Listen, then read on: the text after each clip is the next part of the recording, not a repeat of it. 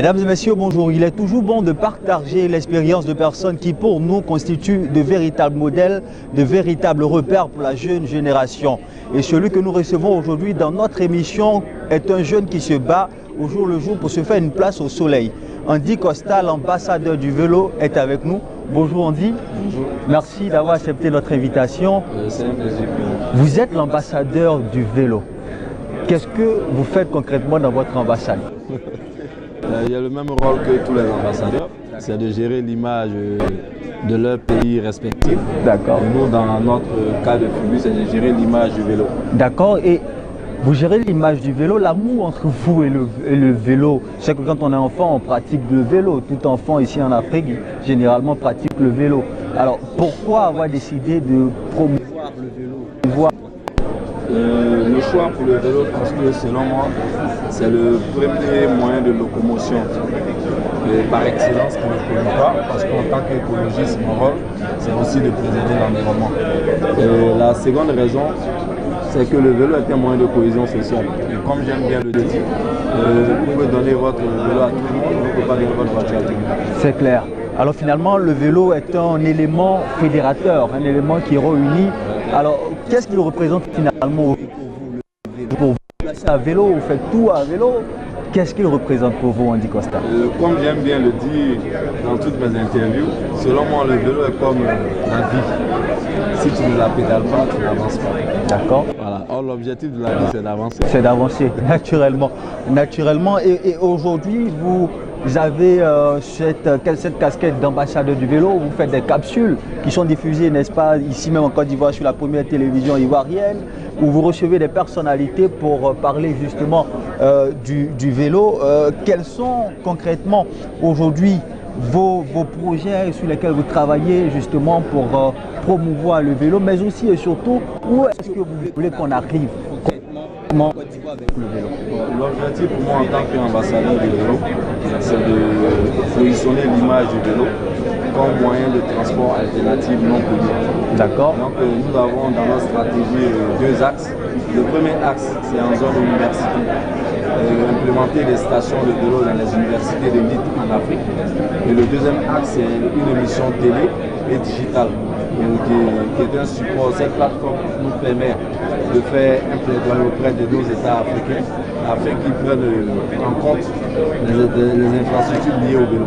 D'accord. Vous parliez quelque part de la théorie du vélo, parlant du leadership, parlant du jeune entrepreneur ou du jeune leader.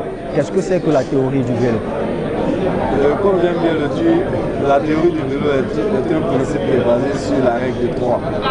Je dis tout le temps, un leader doit toujours avoir 3 choix. Le premier choix, c'est Dieu. Le deuxième choix, c'est lui-même.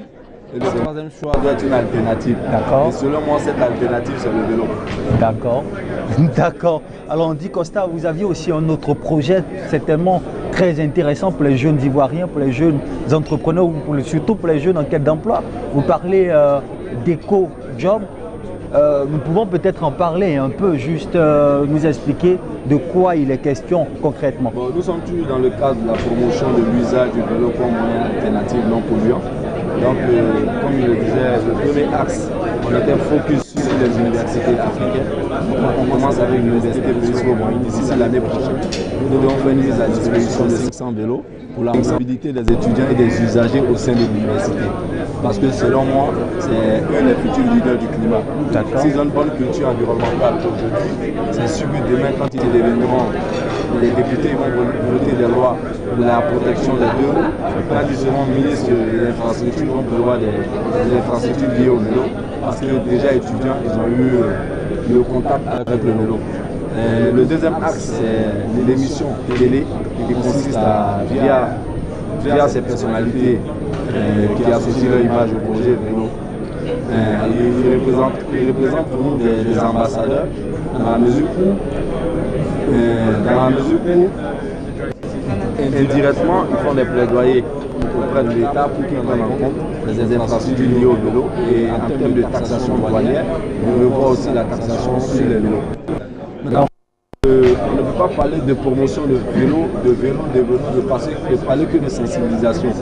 Donc derrière, nous créons de la richesse d'emploi via notre projet EcoJob qui consiste à créer des emplois liés au vélo. Et donc nous avons aujourd'hui la chance en tant que start-up de signer une convention avec la Poste de Côte d'Ivoire. Et désormais la Poste fera de la livraison de colis à vélo. Donc l'objectif c'est de créer au moins 3000 emplois dans toute la Côte d'Ivoire. Félicitations et beaucoup de courage dans cette belle initiative qui apportera une réponse claire et efficace à la question du chômage ici en Côte d'Ivoire. Andy Costa, vous êtes un jeune, vous êtes un homme courageux parce que pour pratiquer le vélo, il faut beaucoup de courage, très endurant. Quel message aujourd'hui, quel appel ou quel conseil vous pouvez donner aux jeunes qui vous regardent aujourd'hui? Nous avons aujourd'hui le projet sur lequel nous sommes actuellement focus, c'est notre émission télé. D'accord. Et en tant que start-up, nous avons produit cette émission via une stratégie que nous avons développée qui s'appelle le Love Money.